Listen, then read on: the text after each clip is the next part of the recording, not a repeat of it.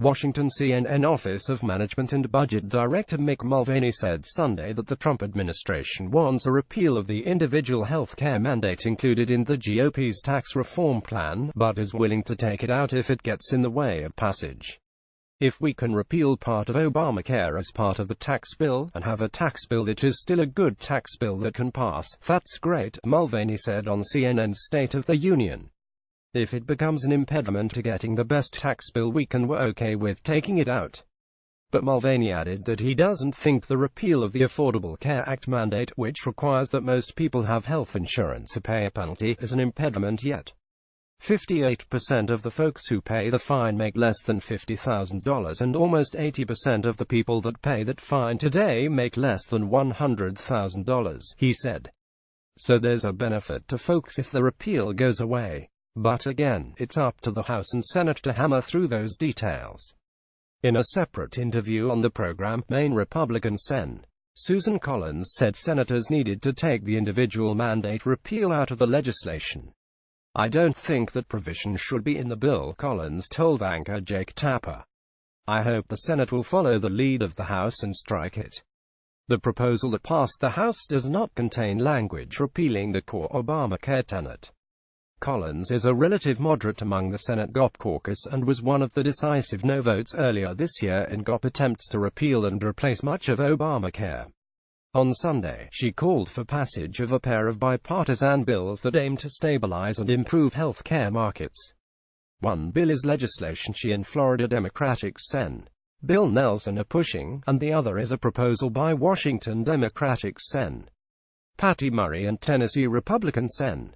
Lamar Alexander. Collins also defended the tax proposal against the Democrats' criticism of it as a giveaway to the wealthy. Collins said it is not fair to characterize the tax proposal that way, but thinks more could be done to help those earning lower and middle incomes. It benefits people of all tax brackets, but what I want to do is to skew more of that relief to middle and low-income families, Collins said. Sanders slams Billson. Bernie Sanders, a Vermont independent, blasted the GOP tax bill, calling it a terrible, terrible piece of legislation and warning it would balloon the deficit. What this legislation is about is fulfilling the promises, Republican promises, made to wealthy campaign contributors, Sanders said on State of the Union.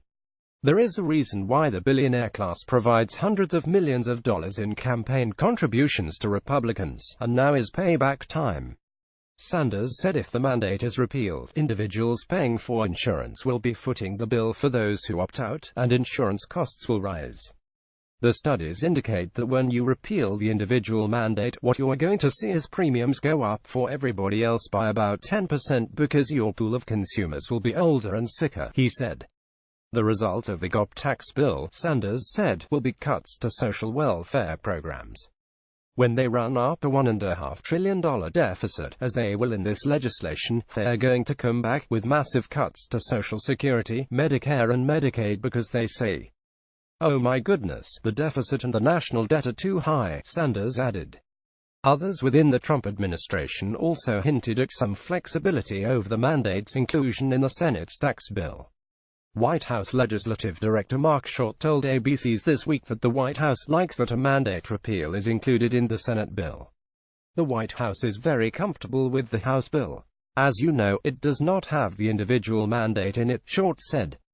We also, though, believe the individual mandate is a tax, and it is harming middle-income families the most, so we like the fact that the Senate has included it in its bill. And Treasury Secretary Steve Mnuchin told Fox News Sunday that the administration's current objective is to keep the mandate's repeal in the bill. But we're going to work with the Senate as we go through this, he added.